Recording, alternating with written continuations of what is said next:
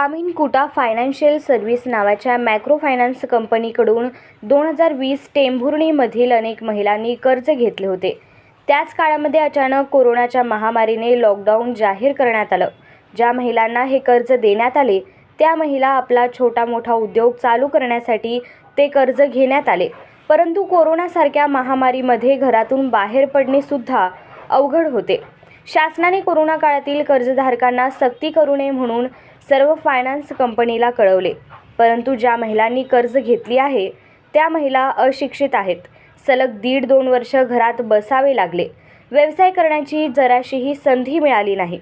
त्यामुळे सर्वच महिला हतबल झाल्या आहेत। कुटुंब कसे चालवायचे हा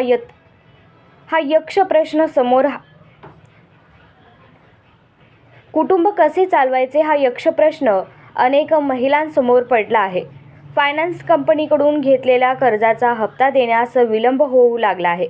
याकडे कंपनी मानवतावादी दृष्टिकोन ठेवून हप्त्यासंबंधी विचार विनिमय करणे अत्यंत गरजेचे होते, पण कंपनी तसे करत नाही। कंपनीच्या या हुकुमशाहीला महिला कंटाळल्या आहेत। त्यातून एखादी दुर्दैवी घटना घडू शकते। आज अनेक महिलांची सिबिल खराब झाले आहेत, त्यामुळे आता त्यांना कुठेही कर्ज भेटत नाही। या महिला कर्ज भरायला तयार आहेत, परंतु ग्रामीण कुटा फायनान्स त्यांच्यावर लावलेले चक्री व्याजासहित पैसे जमा करावेत असे शर्त व अटी टाकत आहे। जास्त करून या महिला भटक्या विमुक्त समाजामधील असून दारिद्र्य रेषेखालील जगणाऱ्यांपैकी या आहेत। जिल्ह्याचे प्रमुख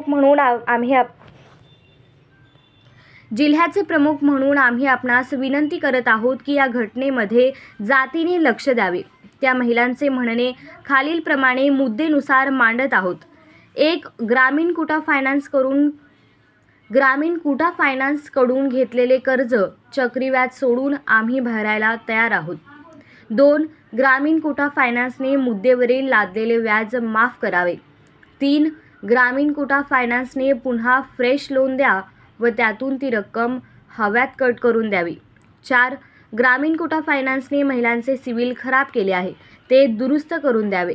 वरील सर्व बाबी लक्षात घेता या प्रकरणांमध्ये आपण जातीने लक्ष देऊन पर्याय मार्ग काढून सोडवावा, अन्यथा सर्व महिला घेऊन आपल्या कार्यालयासमोर बेमुदत आमरण उपोषण केले जाईल, याची दक्षता घ्यावी, असे निवेदन महाराष्ट्र स्वाभिमानी ब्रिगेडच्या वतीनं जिल्हाधिकारी कार्यालयामध्ये देण्यात आले होते, परंतु अद्याप त्यावर कोणताही पर्याय मार्ग न काढल्यामुळे 29 सप्टेंबरपासून जिल्हाधिकारी कार्यालय पूनम गेट येथे आमरण उपोषण चालू आहे।